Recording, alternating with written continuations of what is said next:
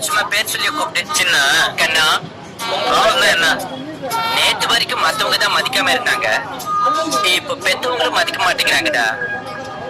இப்போ பெத்தவங்களும் மதிக்கல, மத்தவங்களும் மதிக்கல, அதான உங்க ப்ராப்ளம்? எக்ஸாக்ட்லி.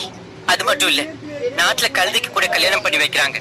பட் கழுத வயசாகிறவங்களுக்கு யாருமே கல்யாணம் பண்ணி வைக்க மாட்டேங்கிறாங்க. இவ்வளவு நாள் யூத்தாவே இருக்கிறதுனால இத பத்தி நாங்க ஃபீல் பண்ணல. பட் சொசைட்டில 4 பேர் முன்னாடி நாங்களும் மரியாதையா வாழ விரும்புறோம். அதுக்கு என்ன பண்ணணும்? 4 பேர் மதிக்கணும்னா பணக்காரன் ஆகணும். பணக்காரன் ஆகணும்னா என்ன பண்ணணும்? பணக்காரன் ஆகணும்னா படிக்கணும், உழைக்கணும், நல்ல டைம் இருக்கணும்.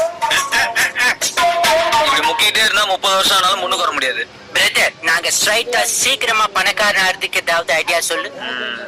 ஷார்ட்டா நோகாம நோம்பு கும்பிடணுங்கிறீங்க. சாரி. ஓகே.